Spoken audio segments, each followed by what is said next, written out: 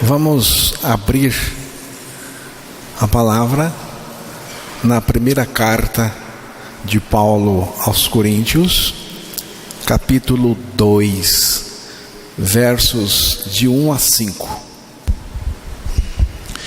E eu, irmãos, quando fui ter convosco, anunciando-vos o testemunho de Deus, não fui com sublimidade de palavras ou de sabedoria, porque nada me propus saber entre vós, senão a Jesus Cristo e este crucificado.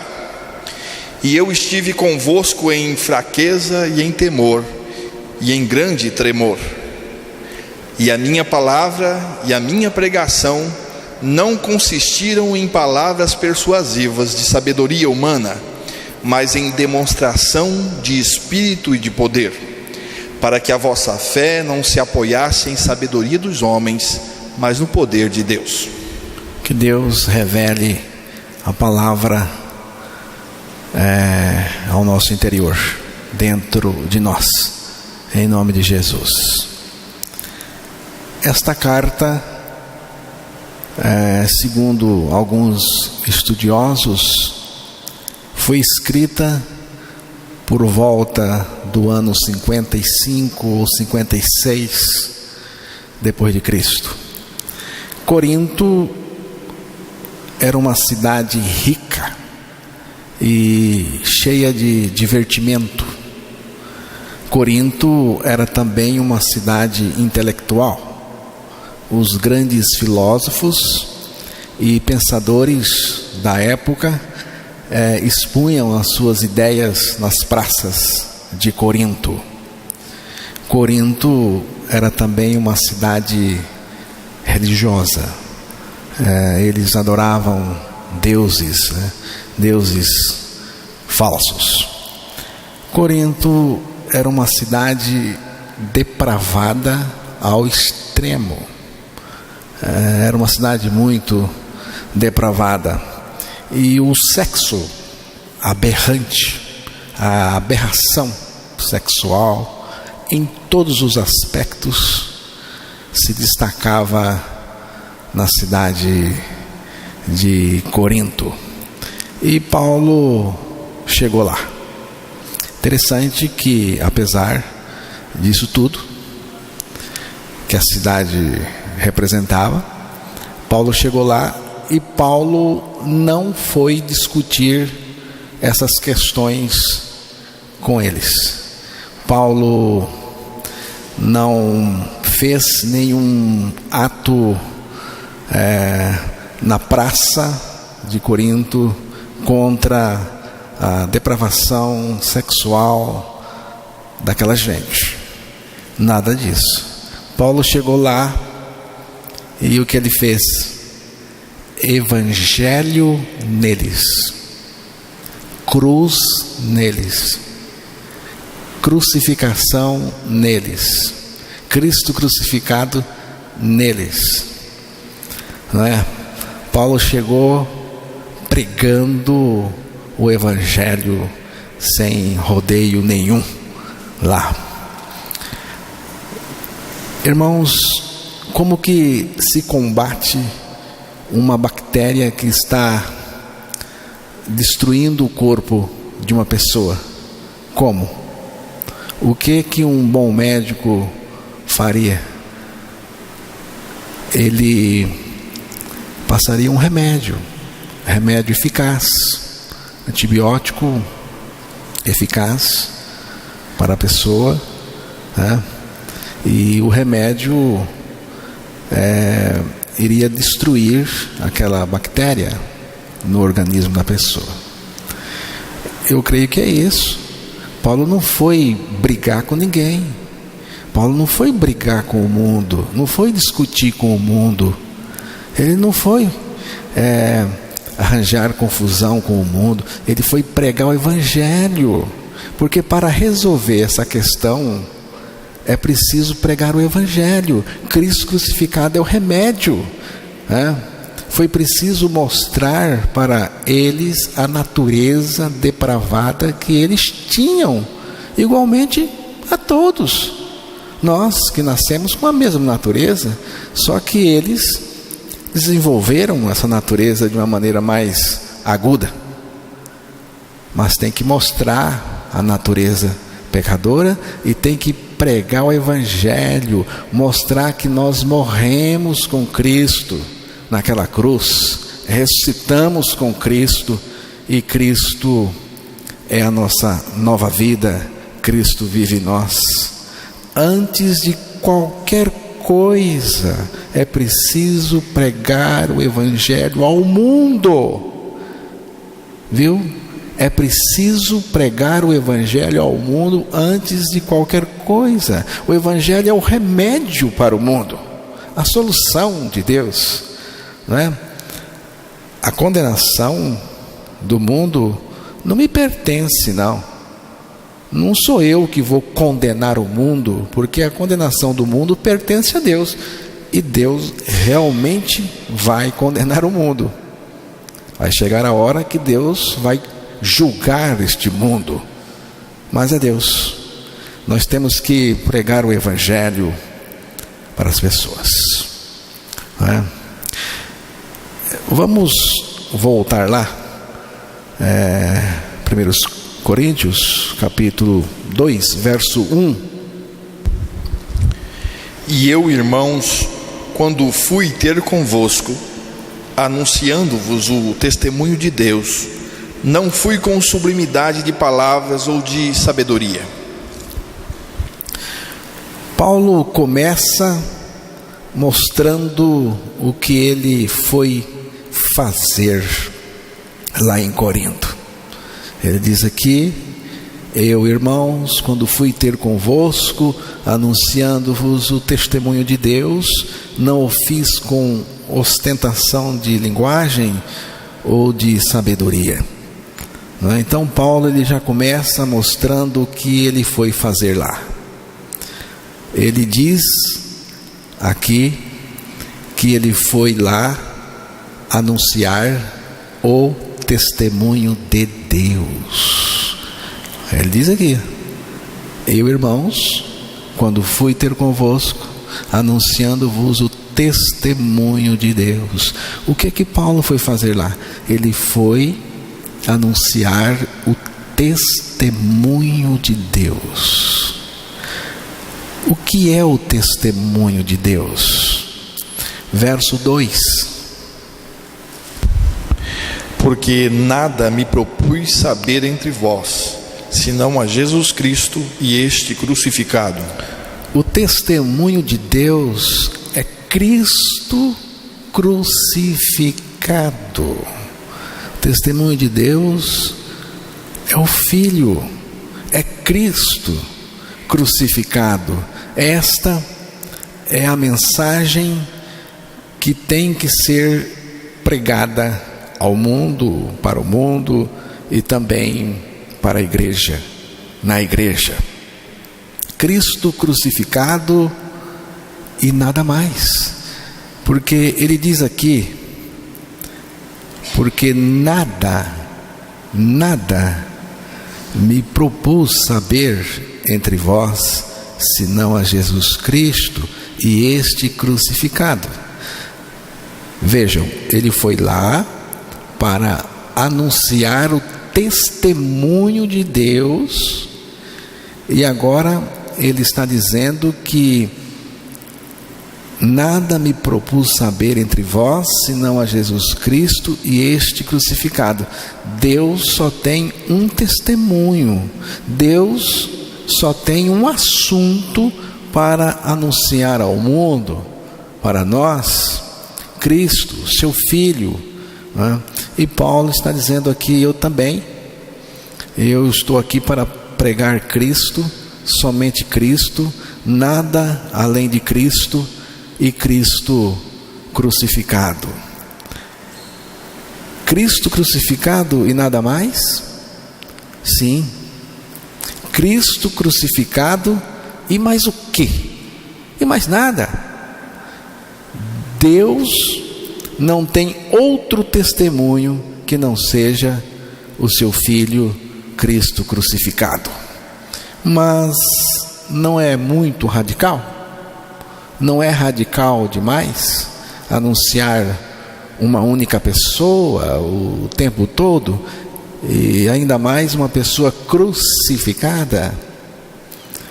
É radical, sim, mas é a verdade de Deus. Nós não podemos perder esse foco de jeito nenhum. Jesus Cristo e este crucificado. Todas as vezes, irmãos, que nós perdemos esse foco, nós vamos ter as maiores dificuldades espirituais na nossa vida. A pessoa que está envolvida com muitas coisas, ela perde facilmente o foco. Ela vai ter dificuldade de se concentrar em uma coisa só, né? Todas as vezes que você encontrar uma pessoa com dificuldade espiritual, saiba o seguinte: esta pessoa está com dificuldade tão somente com Cristo crucificado. Se uma pessoa está toda atrapalhada na vida espiritual, todo o seu embaraço é com Cristo crucificado. Ela está com dificuldade com o sacrifício de Jesus. E o que é preciso fazer? É preciso acertar com o sacrifício de Cristo, com Cristo crucificado. Precisa se integrar no sacrifício de Cristo, e toda a dificuldade espiritual também vai acabar, né? Aí tudo se acerta, seja lá o que for. Cristo nos atraiu a si na cruz, nele morremos, nele ressuscitamos também. A palavra de Deus nos mostra que somos chamados a morrer com Jesus Cristo na cruz, para que Ele seja a nossa vida, e além de ser a nossa vida, Ele mesmo vai viver a sua vida em nós, vai viver tudo o que Ele é em nós, né? Então é preciso morrer. Se não morrer, Cristo não pode viver em nós, Ele não pode se manifestar em nós. É preciso a cruz, é preciso morrer lá com Cristo, no Cristo crucificado, né? Nós morremos pelo corpo crucificado de Cristo naquela cruz. Capítulo 1 da primeira carta aos Coríntios, versículos 23 e 24, Paulo, ele está também mostrando exatamente a mesma coisa, né? Cristo crucificado. Mas nós pregamos a Cristo crucificado, que é escândalo para os judeus e loucura para os gregos. Mas para os que são chamados, tanto judeus como gregos, lhes pregamos a Cristo, poder de Deus e sabedoria de Deus. Veja bem, para os que foram chamados, Cristo crucificado é o poder de Deus. Que poder é este? É o poder que muda e transforma radicalmente, irmãos. É o poder que faz a mudança e que salva. É o poder da crucificação de Cristo e da nossa crucificação com Cristo, que muda a nossa natureza, que crucifica o nosso homem velho, que muda, que remove de nós a obra pecaminosa, a obra do pecado. É o poder da ressurreição de Cristo, da nossa ressurreição com Cristo, o poder da vida de Cristo, que é vida de Deus, a vida divina operando em nós, né? Cristo operando em nós pela manifestação da sua vida. É o poder do Cristo crucificado no qual nós fomos também crucificados. É o poder do Cristo ressurreto, no qual nós fomos também ressuscitados, e Ele ressurreto, vivendo em nós com todo o poder no céu e na terra. Não é, irmãos? Significa que experimentamos a separação total do pecado, não é? E ganhamos a poderosa santidade de Deus. Por um lado, a cruz nos separou do pecado, e por um outro, na ressurreição, nós ganhamos a santidade, a poderosa santidade de Deus. Então, irmãos, a coisa mais fantástica deste mundo é Deus, sendo quem Ele é, se tornar homem, morrer por nós, nos levar a morrer com Ele, depois ressuscitar e viver em nós com todo o poder no céu e na terra. Fantástico! E mais, agora nós podemos ter comunhão com Ele, amizade com Ele, intimidade com Ele. Você sabe o que é intimidade? Você conhece intimidade? Você experimenta intimidade com Deus? A vida de muitos crentes é horrível, enfadada, cansativa. A gente percebe. Não tem pique, não tem brilho no olho, não tem coração aquecido, não tem arranque, não é? Por que será? Porque não conhece Cristo na experiência da cruz e na experiência da ressurreição. Se você conhecer Cristo na experiência da morte com Ele na cruz, automaticamente você o conhecerá também ressurreto, vivendo em você. Então não conhece, é preciso nascer de novo, né? Então ele pregou o testemunho de Deus, como ele mesmo disse, não com ostentação de linguagem ou de sabedoria. Veja lá novamente o versículo 1 do capítulo 2 da primeira carta aos Coríntios. E eu, irmãos, quando fui ter convosco, anunciando-vos o testemunho de Deus, não fui com sublimidade de palavras ou de sabedoria. O verso 4 também. E a minha palavra e a minha pregação não consistiram em palavras persuasivas de sabedoria humana, mas em demonstração de espírito e de poder. Eu disse no início que Corinto era uma cidade intelectual, né? Ali os pensadores, os filósofos discutiam suas ideias nas praças de Corinto. E Paulo chegou a Corinto não como um filósofo cheio de sabedoria humana, mas ele chegou lá como uma testemunha de Deus muito diferente. Ele não chegou lá como alguém importante, como um doutor, um fulano de tal importante, como um filósofo, né, dono das ideias. Ele chegou lá como uma testemunha de Deus. Eu quero ser só uma testemunha de Deus. Eu acho que não existe nada mais poderoso do que ser apenas uma testemunha de Deus.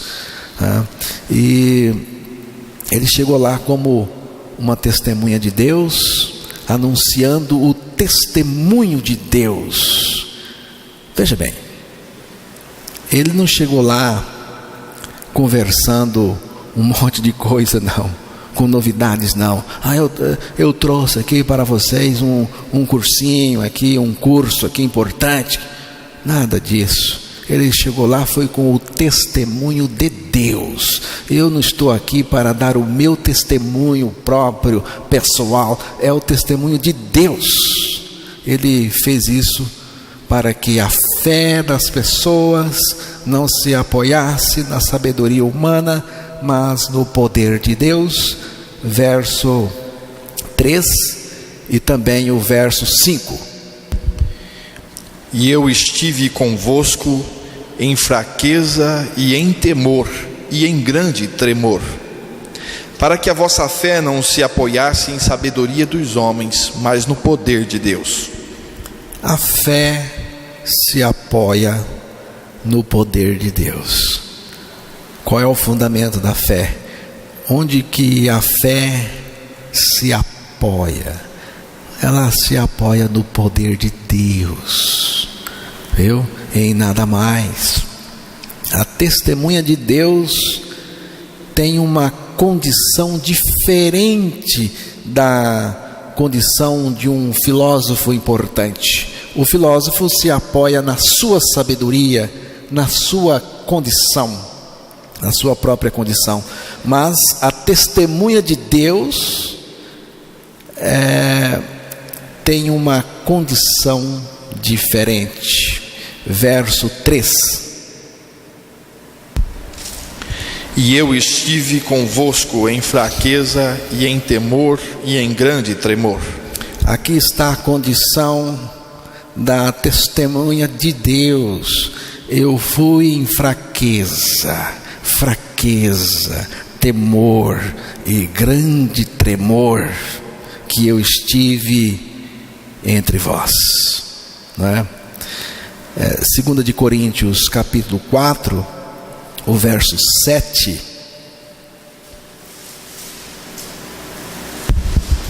Temos, porém, esse tesouro em vasos de barro, para que a excelência do poder seja de Deus e não de nós. Veja bem, o tesouro do Evangelho, o tesouro da vida de Cristo, estava entesourado em um vaso de barro, para que a excelência do poder fosse de Deus e não de Paulo. Paulo não chegou lá com ufanismo, com autoconfiança, mas na total dependência de Deus e em demonstração do Espírito e de poder. Verso 4, novamente. E a minha palavra e a minha pregação não consistiram em palavras persuasivas de sabedoria humana, mas em demonstração de Espírito e de poder. Você vê, a mensagem dele era uma demonstração. A mensagem de Paulo era uma demonstração do Espírito e de poder.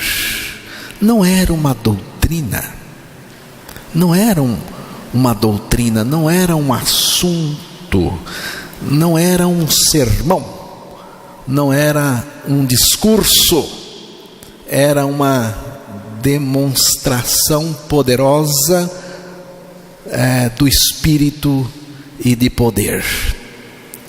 O que era essa demonstração poderosa? O que era? Você não sabe? Vocês não sabem o que era essa demonstração de poder poderosa? Verso 2. Vamos voltar lá.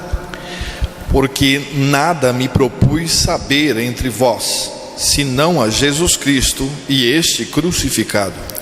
A demonstração poderosa que Paulo está dizendo é Cristo crucificado, é a pregação de Cristo crucificado, a apresentação de Cristo crucificado e tudo que envolve o Cristo crucificado em relação a nós é a nossa salvação. A crucificação tem relação direta com o pecador. Você sabia? A crucificação, a cruz A crucificação tem relação direta com o pecador. Deus crucificou o pecador em Cristo.